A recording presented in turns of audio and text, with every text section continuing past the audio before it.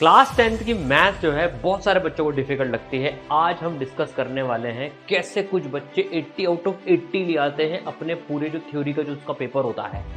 इतने सारे toppers last year की बात बता रहा हूँ जो 80 आउट ऑफ 80 लाए थे, 100 आउट ऑफ 100 लाए थे। उन्होंने क्या क्या चीज़ करी थी ये जानना बहुत ज़्यादा जरूरी है। पता है जब सेंटर के बाहर एग्जाम जब हो जाता है, इतने सारे बच्चों से मिलते हैं, एक पॉइंट आता है सर हमारा पेपर पूरा छूट गया। भाई साहब 38 क्वेश्चंस जो पूरे आ रहे हैं, बड़ी बात है इन 38 क्वेश्चंस को करना। ये कोई मैथ्स का पेपर आसान नहीं है, उन 3 घंटे में 38 को हैंडल करना। तो क्या क्या चीज़ों का ध्यान रखना होता है, क्या स्ट्रैटेजी अपन रखने वाले हैं, आपको टाइम कितना हर सेक्शन में देना है, मार्क्स इंक्रीज के क्या हैक्स हैं, स्टेप मार्किंग होती नहीं होती, पार्शियल मार्किंग होती नहीं होती, और फाइनल टिप्स क्या है पेपर को करने के लिए, वो इस वीडियो में अनलॉक होने वाली है बच्चों। तो पेपर पेन लेके बैठना। सबसे पहले एक छोटी सी बात बताऊँ, लास्ट ईयर पता है क्या हुआ था, सेंटर के बाहर जब हम गए थे ना, तो एक ग्रुप आया था एक स्कूल से, उन्होंने सबने पता है अपना एडमिट कार्ड ना लेमिनेट करा के रख रखा था और उसमें उनके गार्जियन के साइन नहीं हो रहे थे। अब वो एकदम प्रेशर में आ गए, पहला ही जब पेपर था। तो भाई एक तो एडमिट कार्ड जो है ना, आप लेमिनेट अगर करवा रहे हो, वैसे तो जरूरत नहीं होती, लेकिन करवा रहे हो तो गार्जियन के साइन जहां पर चाहिए होते ना, उसको करवाने के बाद लेमिनेट करवाना। ठीक है, ये तो छोटी छोटी सी बात हो गई। अब पर्टिकुलरली मैथ्स की बात करते हैं अपन। तो इसमें जो आपके सेक्शन आने वाले हैं, 5 सेक्शन आने वाले हैं, आपको पता ही है 5 सेक्शन का कैसे कैसे ब्रेकअप है ये भी आप जानते हैं। अब 3 घंटे आपके पास होंगे इसको करने के लिए, और 15 मिनट पहले पेपर मिल जाता है, आधे घंटे पहले आंसर की मिल जाती है। आंसर की में OMR वगैरह भरनी होती है, वो एक अलग गेम है, उसकी बात अभी नहीं कर रहे हैं अपन, लेकिन 15 मिनट पहले पेपर मिल जाता है। प्लस हम मैथ्स को कैसे अटेम्प्ट करें, इसमें बहुत एक तगड़ी बात है जो ध्यान रखनी होती है कि भाई हमारा पेपर नहीं छूटे, जो काफी बच्चों का छूट जाता है। इस पेपर में 80 आउट ऑफ 80 लाना आसान हो जाएगा अगर आपने ये एनालिसिस ढंग से सुन लिया तो। और दिमाग लगाना देखो अपना, जेई और नीट में तो पेपर गिविंग स्ट्रेटेजी बहुत हेल्पफुल रहती है बच्चों। क्लास 10th के मैथ्स पेपर में भी वो इक्वली इंपॉर्टेंट है। तो 5 सेक्शन की बात करें, सेक्शन ए में 20 सवाल आते हैं, एक नंबर का एक सवाल आता है ना। 2 नंबर का सवाल, 3 नंबर का सवाल, 5 नंबर के 4 सवाल आते हैं, और 4 नंबर के 3 केस बेस्ड क्वेश्चंस जो आते हैं 12 नंबर कैरी करते हैं। टोटल मिला के 80 मार्क्स हो गए। अब एक बात हमको ध्यान रखनी है, हमारे पास में 180 मिनट नहीं है पेपर को करने के लिए भैया, लास्ट में चेकिंग भी करनी होती है। तो लास्ट के अगर अपन 15 मिनट सेफ साइड लेके चले, मैथ्स में मुश्किल होता है निकालना, लेकिन फिर भी कोशिश करेंगे 15 से 20 मिनट, तो कितने हो गए 160 मिनट। 160 मिनट में कितने सवाल करने हैं आपको, कितने नंबर कमाने हैं, 80 नंबर कमाने हैं। तो हर नंबर कमाने के लिए, हर मार्क के लिए कितने मिनट हो गए, 160 मिनट 80 मार्क्स। तो भैया 2 मिनट पर मार्क आपको मिलता है अप्रोक्सीमेटली। लेकिन तो सर क्या मैं सेक्शन नंबर ए में क्या 40 मिनट दे दूंगे 20 नंबर का है, तो नहीं नहीं नहीं, ऐसे ब्रेकअप नहीं करना है यहाँ पर अपने को। सर ब्रेकअप मत बोलो बार बार आप, सर मतलब अरे ब्रेकअप मतलब भाई ये मार्क्स का और टाइम का डिस्ट्रीब्यूशन। अब पेपर कैसे अटेम्प्ट करें, कई बच्चे आज टॉपर्स की जो आंसर की थी उसका भी पूरा एनालिसिस किया, वो भी आपको बताऊंगा, देखो कैसे उन्होंने करा है ना।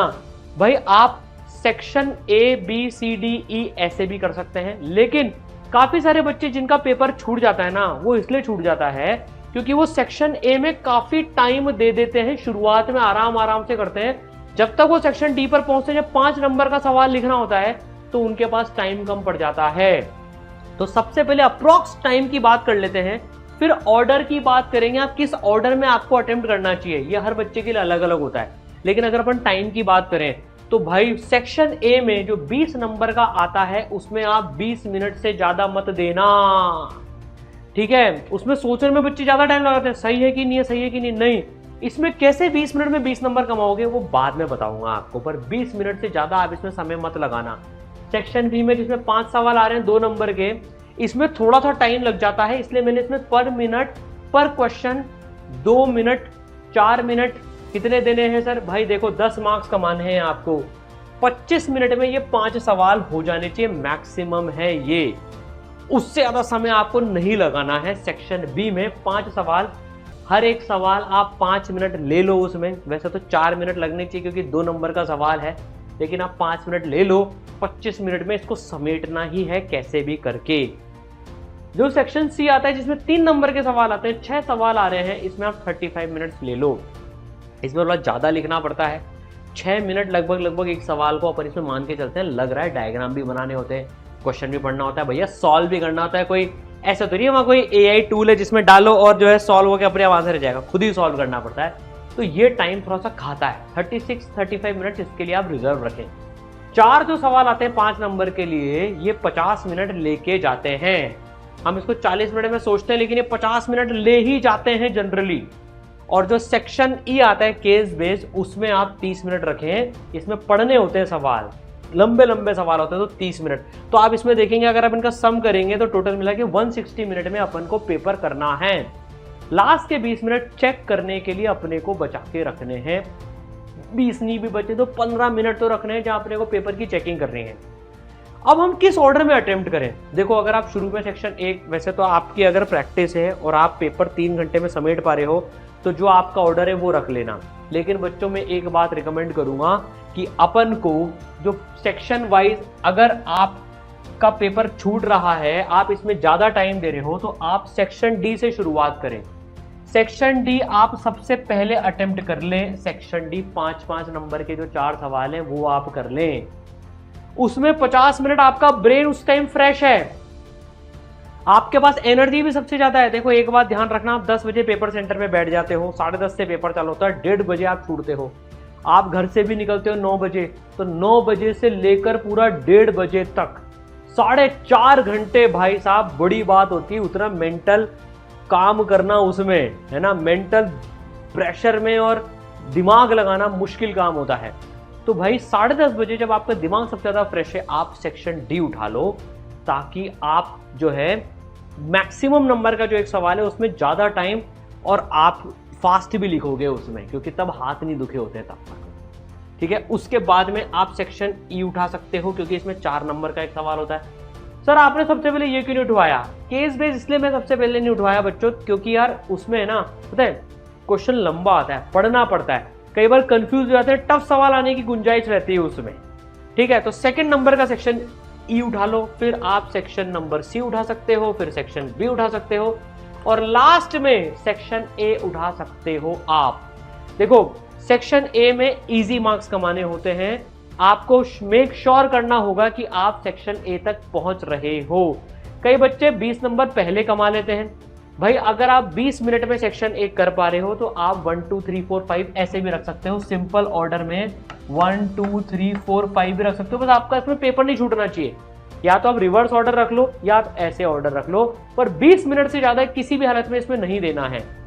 अगर अब एक बात सेक्शन ए में आती है, मान लो आप लास्ट में सेक्शन ए कर रहे हो, तो भाई लास्ट में जो सेक्शन ए आता है ना, ये टॉपर की जो आंसर की जो सीबीएसई ने शेयर करी, मैंने उसी का आपके लिए बच्चों एक स्निपेट लिया है।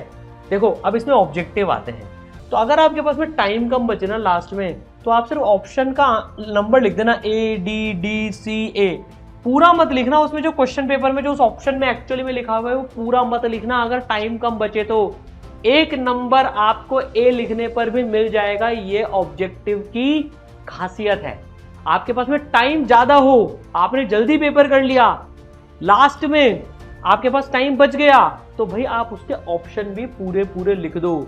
शुरुआत में अगर आप सेक्शन ए कर रहे हो तो बच्चों, काफी बच्चे क्या करते हैं इसमें ना, सॉल्व भी करने लग जाते हैं, यहां पर सॉल्यूशन भी दिखा देते हैं। यहां पर उसकी जरूरत नहीं है, इट्स आगे मिलेंगे वो सवाल, 1 नंबर का सवाल है। आपका अगर लास्ट में कोई सवाल छूटता है तो वो बेकार के मार्क्स कट रहे हैं उसमें। 20 मिनट में आपको ये सेक्शन करना ही है। शुरू कर रहे हो सेक्शन ए से या लास्ट में सेक्शन ए पे जा रहे हो, जस्ट राइट ऑप्शंस। टाइम ज्यादा बच जाए तो उसके आगे फिर एक्चुअल जो ऑप्शन है वो भी लिख देना। अब अगर अपन बात करें, देखो पहले के 15 मिनट में क्या करना है, ये भी इंपॉर्टेंट क्वेश्चन होता है। टाइम पास नहीं करना है उसमें। भाई आपको जब क्वेश्चन पेपर ओपन करने की परमिशन मिल गई है, तो भाई सेक्शन डी में 2 सवालों में चॉइस आती है। उस चॉइस को पहले ही डिसाइड कर लो कि आप एक सवाल में जिसमें चॉइस आती है वो कौन सा सवाल आप करना चाहते हो। आप पहला सवाल करना चाहते हो या उस चॉइस का दूसरा सवाल करना चाहते हो। आप इस 15 मिनट में अपनी चॉइसेस डिसाइड कर लो। फिर टाइम बच जाए तो सेक्शन जो आप अटेम्प्ट करने वाले उसके पहले सवाल के बारे में सोचना चालू कर दो कि मैं क्या लिखूंगा जैसे 10:30 की बेल बजेगी मैं उसको लिखना चालू कर दूंगा। ये 15 मिनट आपको वाइजली यूज करने हैं, ठीक है। और आप अगर सेक्शन ए कर रहे हो तो सेक्शन ए के आप देख देख के सॉल्व कर सकते हो। जब लिखने का टाइम आए तो ऑप्शन लिख सकते हो, ठीक है। अब बात करें जिन सवालों में ज्योमेट्री आती है, जो ज्योमेट्री के सवाल होते हैं, इसमें काफी सारी चीजें होती है जो छोटे छोटे पॉइंट होते हैं पर बहुत टाइम सेवर होते हैं वो। देखो, एक तो आप ज्योमेट्री के सवाल में मेंशन करना गिवन डेटा क्या है, भाई गिवन क्या क्या है, टू प्रूव क्या है, टू फाइंड क्या है, फिर प्रूफ। पार्शियल मार्किंग होती है, ध्यान रखना मैथ्स में। आप अगर फाइनल आंसर गलत करते हो तो भी टेंशन लेने की जरूरत नहीं है। आपका अगर मेथड सही है और कैलकुलेशन मिस्टेक हुई है तो आपको पार्शियल मार्क्स मिलेंगे। डायग्राम की बात करें तो बच्चों डायग्राम पेंसिल से बनाना, मान लो कोई एडिट करना पड़ गया बीच में तो रबड़ से मिटा सकते हो। पेन से बनाया तो काटम कूट मच जाती है, पेज गंदा हो जाता है। अपने को कोशिश करना है एग्जामिनर को कम से कम परेशान करें, बढ़िया सी थाली में सजा के पेपर देना है ताकि उनको लोड कम से कम आए, आपके मार्क्स कम से कम कटेंगे। फॉर्मूला यूज और थ्योरम यूज जरूर से लिखना है। जैसे आप इसमें देखो, इन्होंने लिखा है दिस ट्राइंगल में ये, then D by converse of BPT, ठीक है, जो भी लिखा हुआ है वहां पर वो। फिर हर एक चीज का रीजन भी लिखना है। एंगल 1 प्लस एंगल 3 180 डिग्री के बराबर है, लीनियर पेयर है क्योंकि ये, तो राइट रीजन, ये ध्यान रखना, रीजन लिखने हैं। जो भी आप इसमें रीजन लगा रहे हो, थ्योरम यूज लिख रहे हो, थ्योरम काम में ले रहे हो, उसका नाम लिखना है आपको इसमें, ये तो नंबर कट जाते हैं, ठीक है। अब जो आप स्टेप्स लिख रहे हो बच्चों, स्टेप्स स्किप नहीं करने हैं, ध्यान रखना। ऐसा नहीं डायरेक्ट यहां से यहां लिख दिया। अब आप देखो इसमें angle 3 = 180 degree minus angle 1, angle 4 = 180 degree minus angle 2, फिर इक्वेशन को जोड़ के बराबर कर दिया। तो स्टेप खाई नहीं गई है, स्टेप्स मेंशन्ड है। एक छोटी सी बात और बतानी है बच्चों, कंपास लेके जाना। काफी सारे बच्चे कंपास लेने भूल जाते हैं। भैया सर्कल के सवाल भी तो आते हैं, सर्कल बनाना पड़ता है, स्केल लेके जाना भाई। और एक और बात, कंपास में बहुत छोटा पॉइंट है लेकिन टाइम बचाता है। कंपास में पहले ही आप अपनी पेंसिल लगा के लेके जाना, शार्प करके। वहां इतने बच्चे बताते हैं हमको कि सर पता है वहां कंपास में पेंसिल लगा रहे थे, शार्प कर रहे थे, फिर कचरा कहाँ डालूं, फालतू का टाइम वेस्ट होता है। पहले से पेंसिल शार्प करके लेके जाओ, छोटी पेंसिल जो होती है कंपास में लगा के जाओ, और एक्स्ट्रा पेंसिल्स लेके जाना। वहां शार्प करने में टाइम वेस्ट नहीं करना है फालतू। मैथ्स का पेपर वैसे ही इतना लंबा चौड़ा आता है, ठीक है। डायग्राम पेंसिल से बनाना है, कंपास यूज करो, स्केल यूज करो जहां आप यूज कर सकते हो, ठीक है। अब देखो आप जैसे इस बच्चे ने तो बिना कंपास, हो सकता है कंपास भूल गया हो, लेकिन इसकी ड्राइंग ठीक है तो इसने हाथ से बना दिया है वो। अगर आपकी, लेकिन ये स्केल यूज करें, देखो ये, तो अगर आपकी ड्राइंग ठीक है तो ठीक है, नहीं तो आप कंपास यूज करें और स्केल यूज करें, देखो, ठीक है। अब एक बात होती है, एक सेक्शन आपने कंप्लीट कर लिया, सेक्शन नंबर जरूर से मेंशन करें बच्चों। मान लो आपका एक सेक्शन नीचे नीचे खत्म हुआ तो वो खाली जगह थोड़ी सी छोड़ दें, वहीं पर सेक्शन नहीं चालू करें, नए पेज से नया सेक्शन चालू करें। ऊपर 1-2 लाइनें भरी है तो उस पेज से चालू कर दें, लेकिन नए पेज से नया सेक्शन चालू करें अगर लास्ट में आपका कम जगह बची है तो, ठीक है। सर रफ वर्क बहुत इंपॉर्टेंट होता है मैथ्स में, यस। तो देखो, या तो रफ वर्क को पीछे पीछे करें, एक पीछे वाले पेज पर रफ वर्क लिख लें, लेकिन मैथ्स के उसमें कई बार दिक्कत आ जाती है, वो पेज पूरा भर जाता है तो सेकंड लास्ट पेज भी यूज करना पड़ेगा फिर आपको। लेकिन कई बार आपको कैलकुलेशन वहीं की वहीं करनी पड़ती है, बार बार पीछे, प्रैक्टिकल प्रॉब्लम है, बार बार पीछे पेज तो नहीं पलटेंगे, तो भाई आप उस केस में साइड में भी कर सकते हो। राइट हैंड साइड पे करना, लेफ्ट साइड पे मत करना। लेफ्ट साइड पे टीचर मार्क देता है, नंबर यहां दिए जाते हैं, यहां आप रफ वर्क मत करना लेफ्ट में गलती से भी, राइट में आपको करना है रफ वर्क, ठीक है। तो भाई अब कुछ माइन्यूट पॉइंट जो बच गए थे वो बताया था। फॉर्मूला क्लियरली लिख देना, ठीक है। आंसर को बॉक्स में डालना है, ये याद रखना है हमें, answer should be in box. ये बहुत इंपॉर्टेंट चीज है, जो आपका आंसर है उसको आप बॉक्स में करना, स्टेप बाय स्टेप काम करना है, छोड़ना नहीं है स्टेप को। अगर आप कोई क्वेश्चन नहीं कर पा रहे, आपको कोई सवाल नहीं आया, तो उसकी जगह छोड़ दें, उसकी जगह छोड़ दें, और लास्ट में वहां पर कुछ तो जरूर से लिख के आए, जितना भी आपको आता है। भैया पार्शियल मार्किंग होती है, और आपका अगर केस बाय चांस ऐसे हो गया कि यार, या किसी का केस ऐसे फंस जाता है जस्ट पास होने से 1-2 नंबर रह गए, तो भाई इन सवालों में ग्रेस मार्क्स मिल जाते हैं। तो आप, और वैसे भी अपन छोड़ के आएंगे तो 0 ही मिलेगा उस सवाल में, तो तो कुछ जरूर से लिख के आए अगर आप कोई सवाल नहीं भी कर पा रहे हो तो। ठीक है, अब आपका सवाल गलत हो गया, आप उसको वहां काट दें और फिर वहां लिख दें this question is solved at last, और उसको लास्ट पेज पे सेक्शन का नंबर लिख के उसको वहां पर सॉल्व कर दें। ठीक है, एक बहुत इंपॉर्टेंट बात है, क्वेश्चन पेपर में कुछ नहीं लिखें। क्वेश्चन पेपर सामने एग्जामिनर अगर स्ट्रिक्ट हुआ तो वो डांट भी पड़ सकती है, भगा भी सकता है पेपर में से, क्योंकि क्वेश्चन पेपर में कुछ लिखना अलाउड नहीं है। ये बहुत ध्यान रखें। कई बच्चे मैथ्स में क्या करते हैं, वही क्वेश्चन पेपर में कैलकुलेशन करने लग जाते हैं। नहीं करना है ये काम बिल्कुल। आप उसमें टिक लगाना चाहे टिक लगा सकते हैं, ये छोटा सा काम कर सकते हैं, डॉट लगाना चाहे डॉट लगा सकते हैं कि सवाल मैंने कर लिया, लेकिन क्वेश्चन पेपर में इसके अलावा और कुछ नहीं लिखना है ना। पता नहीं आपके वो क्या समझ ले, आप तो ईमानदारी से कर रहे हो, लेकिन नहीं लिखना है क्वेश्चन पेपर में कुछ। ठीक है, आप अपनी नॉलेज पे भरोसा रखो बच्चों। ये छोटे छोटे से पॉइंट्स हैं, काम तो नॉलेज ही आती है, और वो आपने काफ़ी अच्छी गेन कर ली है। पूरे कॉन्फिडेंस के साथ में पेपर में जाना, आप मचा दोगे, फोड़ दोगे। Wish you all the best. डरने की कोई ज़रूरत नहीं है, आपकी मेहनत आपके साथ है, ये टिप्स आपके साथ हैं, पूरे ईसरन फैमिली की बेस्ट विशेज आपके साथ है बच्चों।